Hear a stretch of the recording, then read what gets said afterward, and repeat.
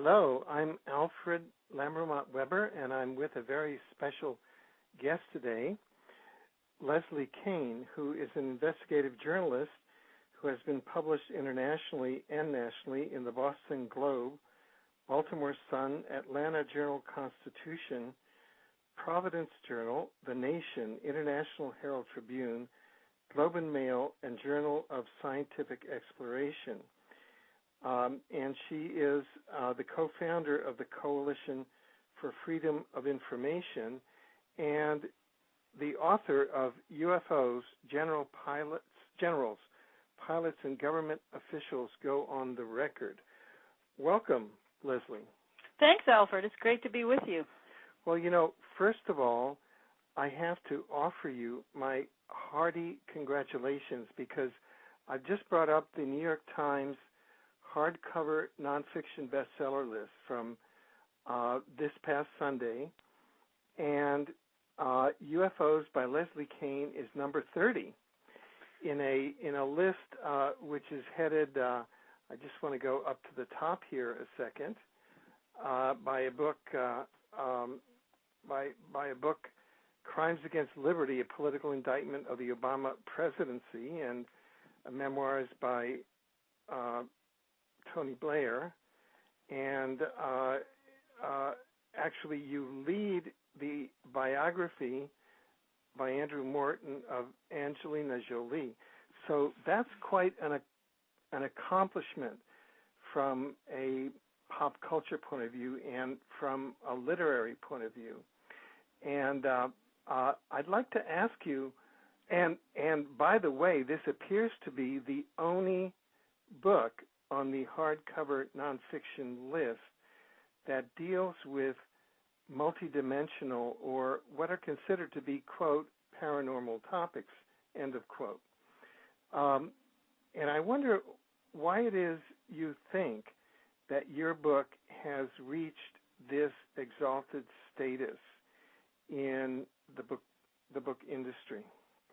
Well, thanks, and thanks for pointing that out, Alfred. And I think it's because there's a number of factors, I think, that have really helped get the book out. But I think number one is the fact that the book is written by a journalist, and it's very factually based, with only the most credible information. It's not based on assumptions or any kind of sensationalistic approach, and really just deals with official information.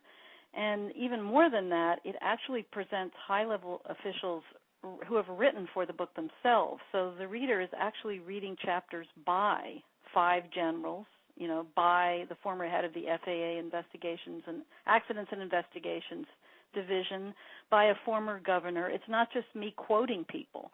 So I think it's very impressive when you actually read the chapters authored by these very high-level officials. And I think the second part is the approach that I've taken to it, which, again, is entirely journalistic and factually oriented. And the other important factor, Alfred, is that it's published by Random House, a division of Random House. And having a big publisher like that behind your book, of course, makes a huge difference, because not only do they bring an incredible professionalism to the process of creating the book, I mean, great editors, great designers, a whole team of people that I've worked with. They also have a great marketing and publicity team, and they have access to media. And just by virtue of having a publisher of that quality, you sort of have there's a certain relationship that you have automatically to the media, because the people at Random House are so connected to the media, and they really know how to get a book out there. So, and you're given a certain level of respect just by virtue of being with such a publisher. So I think it's sort of the combination of those things. I think it's a unique book for the reasons I've said, and I think that the people out there are very interested in this topic, and they really want to know, what the facts are. And I've worked very hard to separate the facts out and try to design a book that's geared towards the person who wouldn't normally read a UFO book, a person who might be sort of curious but skeptical and doesn't think about UFOs very much. And that's the audience I'm trying to target with this book, and really trying to break through this kind of official, status quo barrier that we're also familiar with, present the kind of material in the kind of language and in the kind of style that I think can get through that barrier and affect policymakers. And so I think that's in a nutshell is, I think, what the reason it's done well. And I hope, eventually it will actually be a tool for change. That's my ultimate goal. Good. This kind of brought to mind my first foray in the publishing world, which happened a few decades ago in 1974, when another large publisher, G.P. Putnam's, published my first book, which also had UFO and extraterrestrial related material. I didn't reach the New York Times bestseller list, but I did reach the airport bookstore status. Oh, that's good. You sell a lot of books at the airport bookstores. Yeah, and so I'm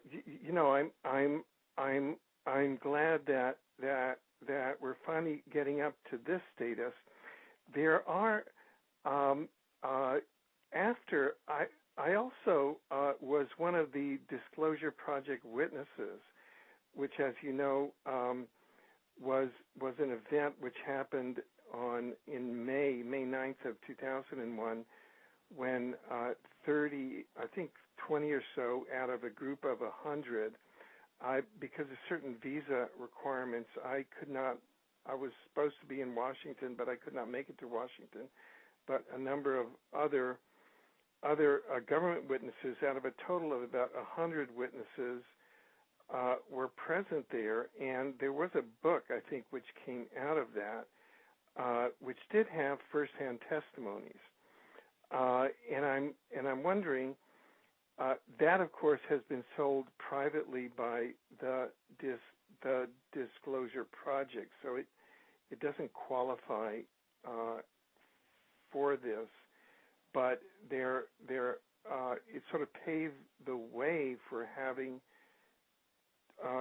generals, and of course the press event which yourself and producer James Fox organized in the National Press Club.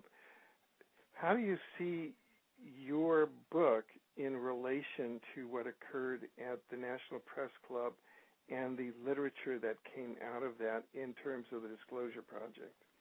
Well, I think you're right. It's certainly that event brought forward a number of important witnesses, and of course one of them, John Callahan, who was at Stephen Greer's event in 2001, is one of the writers for my book. So I do think that the book that he produced is a very different kind of work than the one I've produced, and I think a lot of his book was basically verbatim transcripts of interviews that he'd done with people, or videotapes that were made with people, and included a lot of government documents. I mean, it was filled with information, but it's not the kind of book that a mainstream audience is going to sit down and read. I think my book has a sort of a narrative, a beginning, middle, and an end, and it's very carefully written to make it readable and kind of accessible to the average person. So, I just think they're very different styles of presentation. But I think the Disclosure Project press conference certainly made a breakthrough in terms of bringing government people to the forefront and bringing them into the media. And then, as you said, there was a second event which I helped organize in 2007, which actually included some of the writers for the current book, and it was the first time I'd met a number of the people who ended up contributing to my book. So there's certainly been a progression, and I think it's important to acknowledge that. I'm glad you brought that up.